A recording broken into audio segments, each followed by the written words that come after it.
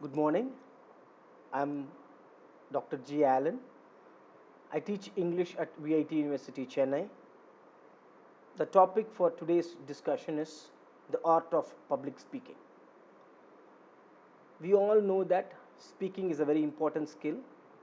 It is not only a skill, it is something beyond that. It is one of the important LSRW skill. If you want to be a good speaker, you have to be a good listener. Only if you can improve the art of listening, you can improve the art of speaking.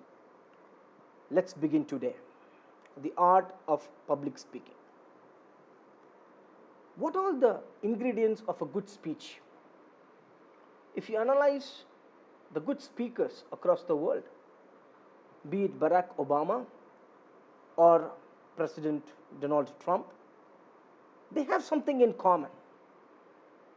Be it Shashi Tharoor or any other reputed Indian speaker, the points I have listed here are crucial, and that is one of the reasons they are able to convince the world that they are best speakers. Fluency matters a lot. That's the first point. If you're very fluent and you're logically able to connect from one idea to another idea, you really have an edge over others. So first and most important point is fluency. Next comes non-verbal communication. It's not fluency alone which is important. Non-verbal communication includes body language, posture, eye contact, facial expressions. So you should not stand like a statue when you talk. You should be able to move your hands to convince others.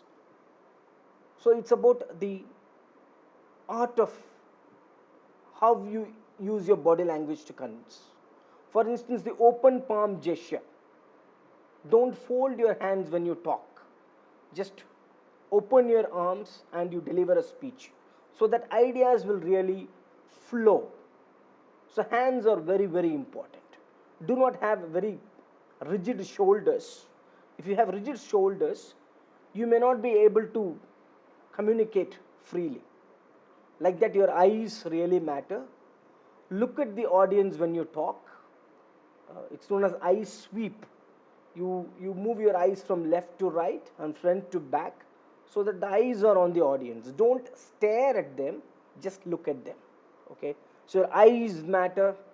How you nod your head, relaxed neck, relaxed shoulders, your arms moving, free to communicate, and you are able to explore the space. You move front and back when you give a speech. So it's an animated speech. It's not a kind of you don't speak like a kind of a tree or kind of statue. It really moves. It has got the rhythm and the flow. Okay? Your dress really matters. So appropriate attire. If you are going to address a professional gathering, dress accordingly. Your professional attire. Indians, we don't wear suit, but if you have a light colored shirt and a dark pant, okay, that will be much better for a professional gathering. So your appropriate attire, body language, fluency. Next is your speech can reveal your style of communication. Are you an aggressive speaker like politicians who are very, very emphatic, or are you an assertive speaker? For example, in the corporate scenario, what is really expected is an assertive style. We have a lot of aggressive speakers, but you should be able to refine it to an assertive style. So you should be able to convince the people who are around you, the audience, okay, in a polite way. In a polite way, your accent really matters. Uh, Two major accents are there. British accent is there. American accent is there.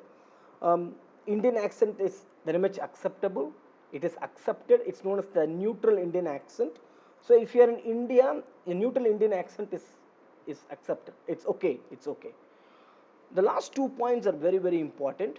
What is your speech about? If somebody listens to your speech and they are confused, the problem is you may be using a lot of bombastic words. It does not really matter.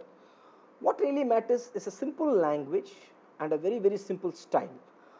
clearly how well you are able to deliver the points. So clarity and simplicity, these are the ingredients of a good speech. Now there are different types of speech. It can be a formal speech. You're addressing a professional gathering. That's a formal one. Next can be an argumentative speech. You may talk about a controversial topic. Slowly it moves into a debate style of a speech. A persuasive speech, you have to convince others. So it has got a very persuasive style. Rhetorics is the art of speaking well. How you begin, how you end. Okay, it's about how you deliver the points.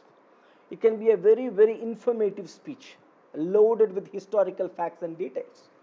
For example, you're asked to give a speech about Mahatma Gandhi.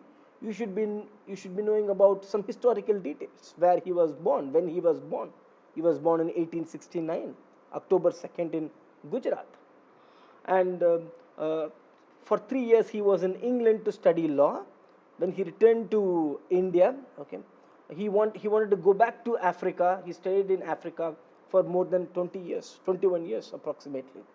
So in Africa, he experimented with the Satyagraha movement. That was the perfect platform for him. He experienced the harsh reality, the pain of colonialism and racism in Africa, which made him a hero in India. So you should know the historical details. Then in 1914, he returned to India. The first event, the first historical event which really disturbed Gandhi was the Jallianwala Bagh tragedy in 1919. In 1921, he removed his attire in Madurai. He was dressed up like a peasant. Then in 1930, he organized the Salt March. It captured the attention of the global audience. Then India's freedom became a very important topic in the Roundtable Conference, which followed in 1931-32. So how am I able to give this historical facts? It's because I have prepared well. So in an informative speech, you have to be well prepared. So just as the point which says preparation is the key. If you are a good reader, a voracious reader, you have the points with you. Okay, a chronological speech, how to begin with the beginning. Okay, how you have to proceed. If it is a speech for a special occasion, it can be a birthday party. You can deliver a very casual speech, okay, very interesting speech, a lively speech in a birthday party. Or if it is a condolence meeting, somebody has passed away, your tone should be different. It has to be emotional. So no matter what is the type of speech, what really matters in a good speech is the preparation. It may be an extempore speech, but extempore speech is difficult in a sense. You should be well prepared, you should have that presence of mind, and you should be able to deliver. So if you want to be a good speaker, first thing is preparation. Prepare, prepare, prepare. These are the golden rules. Choose the right style which suits you. For example, the subject matter which you are dealing with is very philosophical. You are going to explain the topic of objectivism. Um, Ayn Rand was very famous. American writer Ayn Rand, The Fountainhead. She is the author of Fountainhead. If you want to talk about that novel, your speech becomes very critical. You become very philosophical. You ask a lot of questions. Okay, so the subject matter is related to that. But if your speech is related to technological stuff, scientific details, it has got a different style. Okay, the subject matter is science, so your speech really sticks to that. Okay, now you may have a kind of a personal tone. You may be subjective. What I personally feel. So you can choose the subject matter. Okay, if it is a typical corporate scenario, what is required is a professional speech. Okay, a simple and a clear speech, to the point, without unnecessary points in it. It should be too precise. For example, a politician's speech is very, very emphatic. They've got a very aggressive body language that is not really required for corporate professionals. Okay, you have to be pretty careful about it. because when it comes to working in the corporate, what they expect is a kind of a professional tone. Okay, you may you may narrate a story. It can be creative. Again, formal speech which deals with facts and figures. So the subject matter matters a lot. You're going to choose the right style which suits you. What is the subject matter? What I'm going to talk about? Am I going to talk about history? Am I going to talk about philosophy? Am I going to talk about science? Okay, am I going to talk about politics? These things really matter. So you have the subject matter in mind and you prepare accordingly. Effective beginning. Now, this is a very big problem for a lot of speakers across the world. Once you are going to overcome this step, the flow is going to be natural. So you need not worry how we are going to begin. For example, if you want to begin you give a good beginning, a power punch. Okay, you can start in very interesting ways. You can talk about interesting quotes and you can begin. Okay, you can talk if you are going to talk about politics, you are going to talk about anti-racism, you are going to talk about post-colonialism. You're going to begin with an interesting quote and you can start. You can begin with a story. Okay, you can narrate and you can begin if it is appropriate for the occasion, of course. You can ask a question to the audience. It's again a very interesting style. You can begin with a question and you can talk, a rhetorical way of putting it.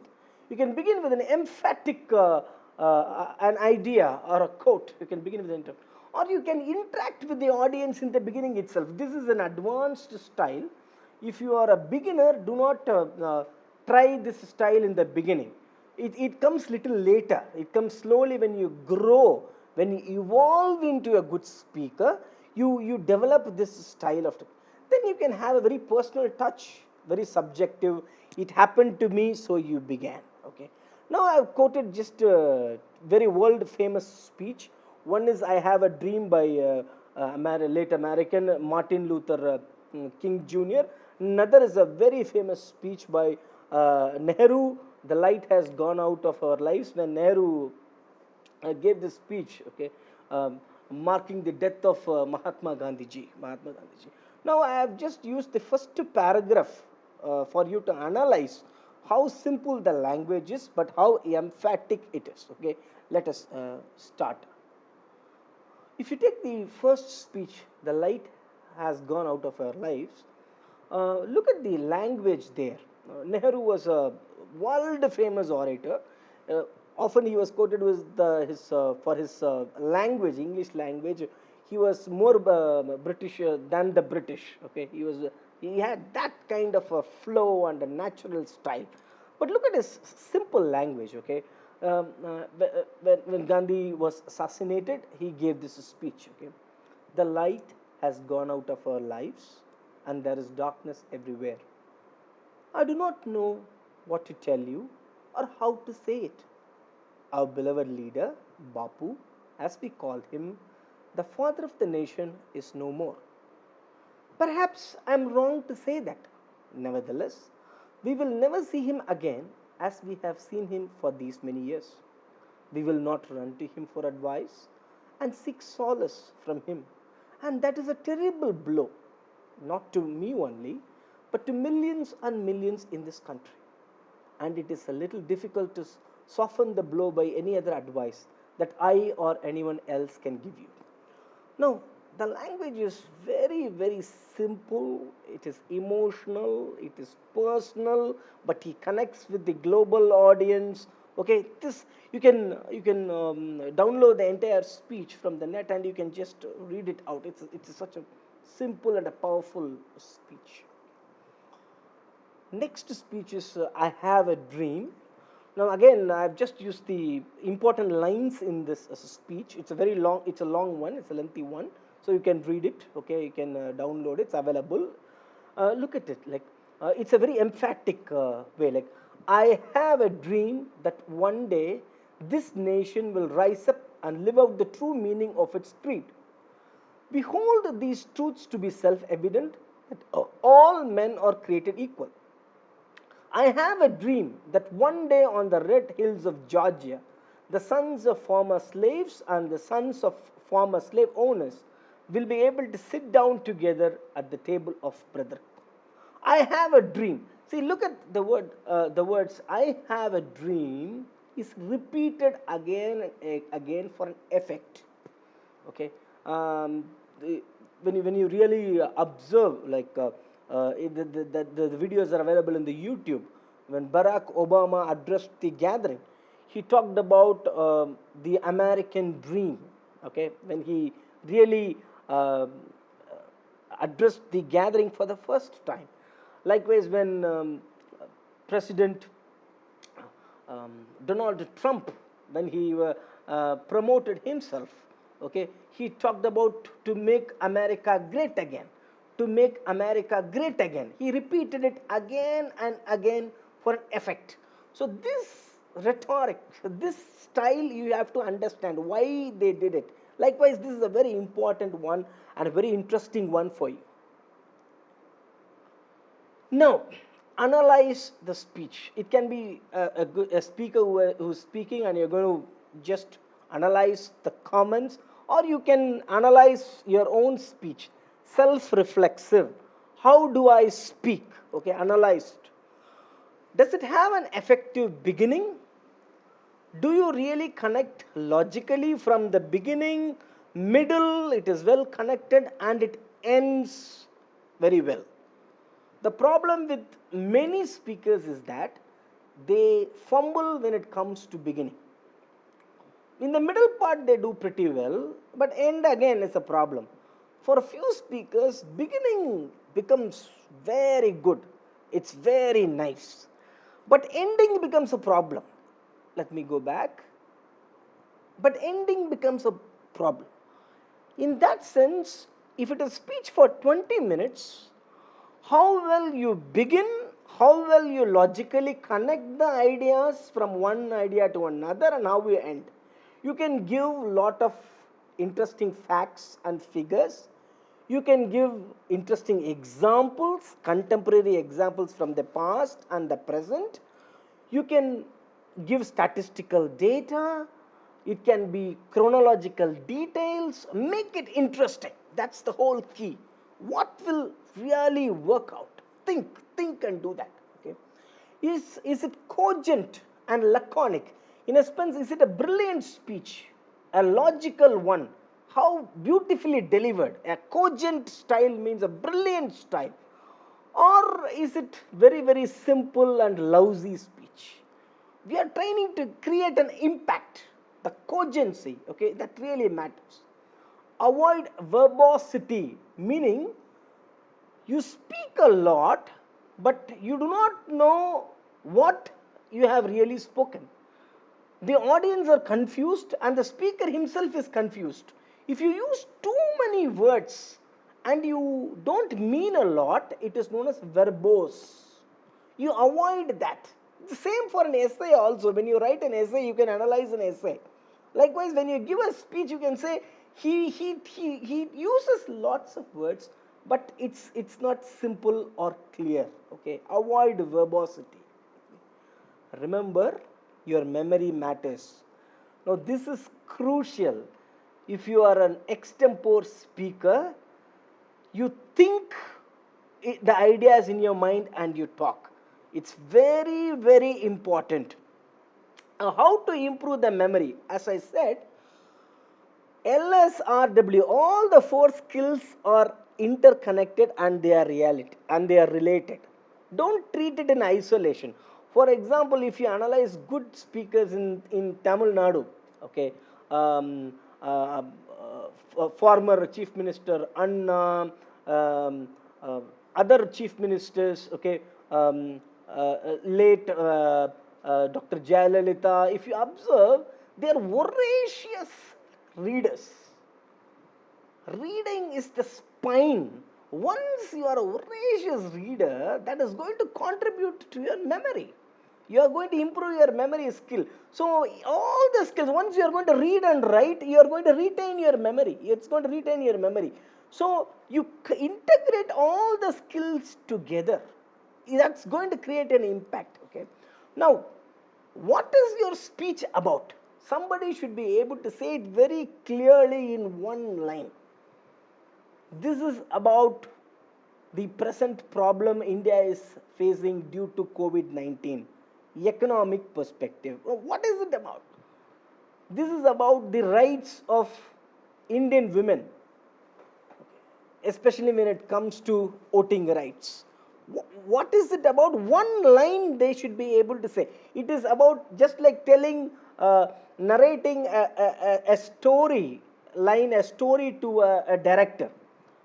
A movie director will ask you, what is the story about? You should be able to tell the story in one line. If you are not able to tell a story in one line, you can never tell a story. That's the art of storytelling. What is your story about? You should be able to say it. For example, the story of Titanic. A young aristocratic woman falls in love with the lower middle class Jack, and on a sinking ship. It's a love story. That's all. It is over. It's a one liner. So, what is your speech about? Somebody should be able to clearly say it. If the audience are confused, what is he telling? He is talking about many things, but what is the central idea of the speech? If they are not clear about it, then there is a problem. This is a very important issue, and you have to have it very, very clearly. What is the spine of the speech? What is the central idea of the speech? Okay, it's very important. Again, the last point was clarified earlier. Clarity is everything. Do not compromise your clarity and lucidity for the sake of bombastic words or complex language. Complex language, if the subject matter requires it, you can use a complex language. Else, a simple style is more than enough for an extempore speech or a casual speech. Okay, if it becomes complex, the audience may not understand it. Always remember, good speakers connect with the audience. So I have ended here. Hope you find this video to be very interesting, and looking forward for your comments. Thank you so much. Have a nice day.